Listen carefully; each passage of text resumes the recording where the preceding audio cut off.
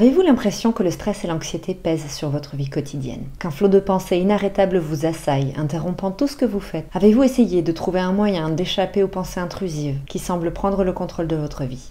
Si vous avez répondu oui à toutes ces questions, vous n'êtes pas le seul. Le monde d'aujourd'hui est stressant. Et pour beaucoup d'entre nous, notre cerveau est submergé par un dialogue interne que nous aimerions fuir, littéralement. Surtout lorsqu'il nous empêche de nous concentrer sur les tâches du quotidien. Alors ne perdez pas espoir et continuez de regarder cette vidéo. Bonjour, je m'appelle Stéphanie, bienvenue sur Liberté TV. Sur cette chaîne, on parle de santé mentale, on parle de développement personnel, d'amour de soi, de développement spirituel et de tout un tas d'autres sujets.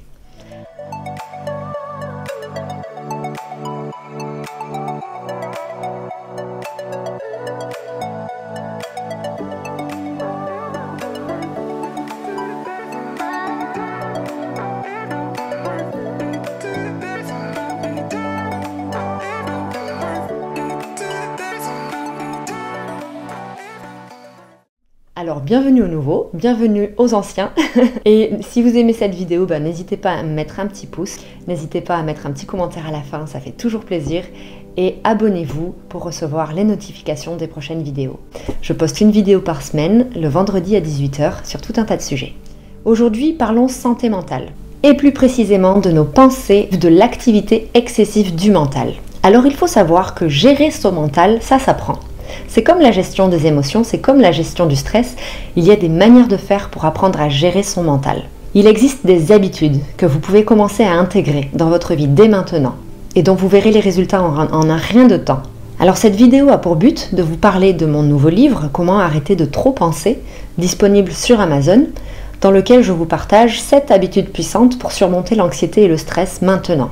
Tout d'abord, je voudrais commencer en vous disant qu'aujourd'hui est le jour idéal pour commencer à faire des changements dans votre vie. Ce sont des habitudes que j'ai moi-même mis en place dans ma vie, donc ce livre que j'ai voulu concis et court va vous aider à comprendre ces habitudes, le pourquoi du comment et surtout à les mettre en place. Pour commencer, je vais vous expliquer un peu qui je suis et vous raconter quelques éléments de mon histoire et comment j'en suis venue à me retrouver submergée par le stress et l'anxiété.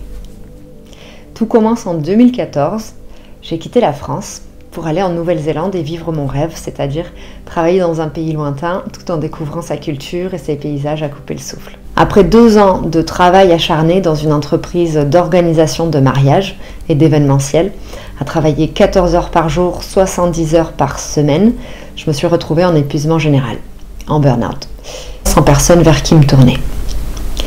Donc, je ne pouvais plus me connecter ni à la joie, ni aux choses simples de la vie, je ne me souvenais plus de qui j'étais. J'avais perdu le goût de vivre et je ne trouvais plus aucune raison de me sentir heureuse à tout juste 30 ans.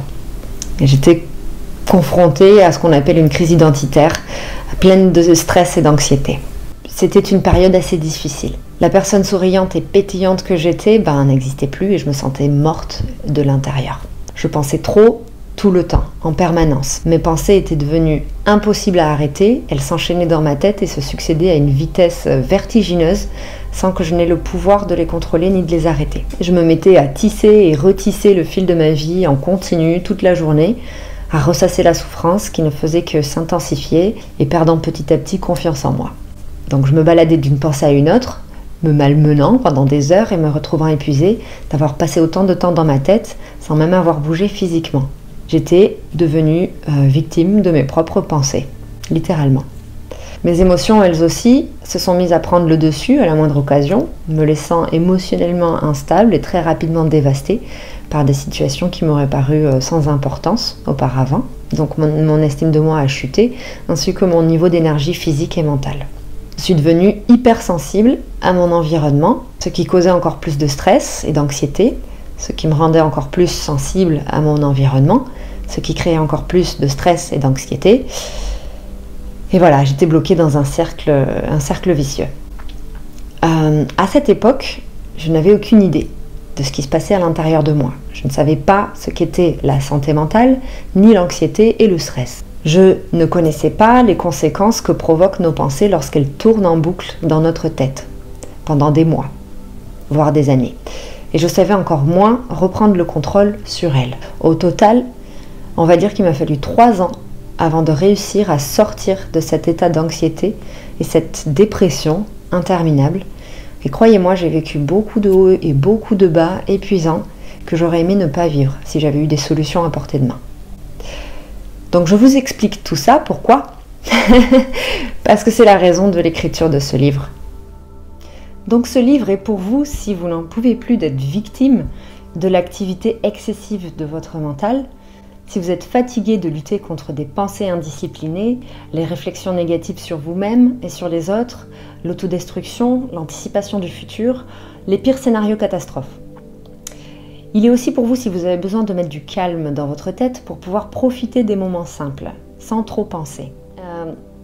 Avant d'aller plus loin, connaissez-vous la différence entre le stress et l'anxiété? Question à 1 million.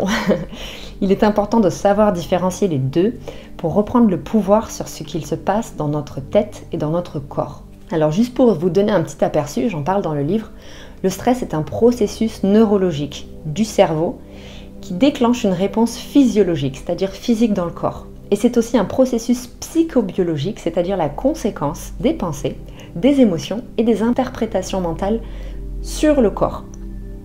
L'anxiété, elle, est une réaction mentale, c'est-à-dire des pensées automatiques inconscientes, générées par des croyances inconscientes qui créent une anticipation des scénarios négatifs ou perçus comme un danger potentiel pour vous, ce qui crée une réaction de stress dans le corps et la sécrétion de cortisol, l'hormone de stress.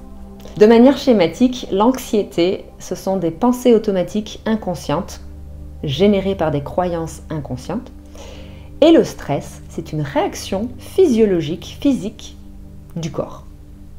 Donc pour aller plus loin dans la gestion du cycle de stress et comment dépasser son stress efficacement, j'ai écrit un autre livre qui s'appelle « Je débute avec la gestion du stress » que vous trouverez en ligne sur Amazon. Il est accompagné de son fichier audio d'1 heure, disponible sur mon site internet que vous pouvez télécharger gratuitement, et d'un journal d'auto-coaching de 10 pages pour vous introspecter, à télécharger et également imprimer depuis mon site internet gratuitement. Aujourd'hui, vous êtes victime d'un excès d'activité mentale et vous ne savez pas comment arrêter de trop penser. Alors je ne vais pas y aller par 4 chemins. Ne pas s'occuper de ce problème aujourd'hui, c'est un petit peu comme rester enfermé dans votre tête et ressentir de l'impuissance au quotidien. C'est un petit peu comme vous emprisonner en fait dans cette tête. Je sais que ce n'était pas facile, mais si vous prenez la décision de réellement activer un changement dès aujourd'hui, et là c'est la coach qui parle, la vérité c'est que personne ne le fera à votre place. Il faut savoir que l'activité mentale excessive cause des troubles très graves de l'humeur et détériore l'estime de soi, ça rend la prise de décision plus difficile, ça augmente le taux de cortisol dans le corps et la pression artérielle dans notre corps. Donc il y a énormément de maladies qui sont liées au stress et à l'anxiété. Donc je vais juste vous donner une petite liste de ces maladies pour vraiment prendre conscience que l'anxiété et le stress est présent dans notre vie et a un impact vraiment très important sur notre corps physique et sur les maladies que ça nous fait vivre. Donc 1, les maladies digestives, comme les ulcères à l'estomac, des ballonnements, des diarrhées, des gastrites. 2, les maladies du cœur, les infarctus. 3, des dérèglements gynécologiques, l'endométriose, cystite, mycose vaginale, des dérèglements du cycle menstruel, la stérilité. 4, des maladies mentales comme le burn-out, la dépression, ce que j'ai vécu, des phobies, causant aussi des conséquences dramatiques et pouvant mener au suicide. 5, les troubles de la peau. On retrouve l'eczéma, le psoriasis, l'herpès, des lésions de la peau, des démangeaisons, des chutes de cheveux. Et enfin 6, le cancer. De nombreuses études ont mis en lumière des conséquences inattendues sur le système immunitaire. L'anxiété, lorsqu'elle est chronique, favorise une déficience du système immunitaire et a un rôle à jouer dans l'apparition du cancer. Donc, les amis, ce qu'il est très important de retenir, c'est que l'anxiété et le stress ne sont pas une fatalité que vous devez subir chaque jour. Mes difficultés de santé mentale m'ont amené à écrire 2 livres et à m'introspecter pour sortir de mes schémas répétitifs et pour reprendre mon pouvoir intérieur, mon pouvoir personnel sur les choses et sur mon corps. Le premier livre, c'est du burn-out à digital nomade et le deuxième, c'est le choc de l'éveil, en vente sur Amazon. S'il y a bien une chose que j'ai appris ces dernières années, c'est que les solutions existent et qu'il faut décider de faire de sa santé mentale une priorité. Vous aussi avez la capacité de surmonter l'anxiété et le stress, n'en doutez pas. Je le sais, je le sens, je vous le dis. Si je l'ai fait, vous pouvez le faire également. Alors, ayez confiance, vous allez y arriver. Commencez par des étapes simples que je vous partage dans le livre « Comment arrêter de penser trop ». Les habitudes que vous avez aujourd'hui ne vous permettent pas d'avoir une santé mentale et émotionnelle stable. Eh bien, ça signifie qu'il est temps de les changer. J'ai fait exprès dans ce livre qu'il soit concis, court et efficace. Il fait 50 pages. Et dedans, ce que vous allez découvrir, ce sont 7 habitudes puissantes pour reprendre le contrôle de vos pensées et de votre mental. Une technique de diminution du stress qui stoppera vos ruminations mentales pendant 4 heures. 3 croyances limitantes qui contribuent au cycle de pensée négative, ainsi que des conseils pour gérer les crises d'angoisse en 21 jours.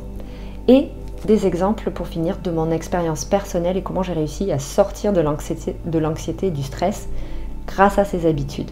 Selon moi, l'anxiété et le stress, ce sont des catalyseurs de changement, c'est-à-dire qu'ils vont vous obliger à changer de l'intérieur. Et je l'ai vécu moi-même, donc je sais de quoi je parle. J'espère que cette vidéo vous aura permis de retrouver confiance. Allez acheter ce livre, lisez-le tranquillement, prenez des notes. N'oubliez pas les amis que votre santé mentale, ça doit être la priorité. On n'en a qu'une, c'est comme un corps physique, on n'en a qu'un. Il faut s'en occuper, il faut en faire une priorité. Et aussi, n'oubliez pas que la clé du changement, c'est votre motivation. Toutes les informations sont dans la description ci-dessous. En attendant, je vous embrasse très fort et je vous dis à bientôt pour une prochaine vidéo.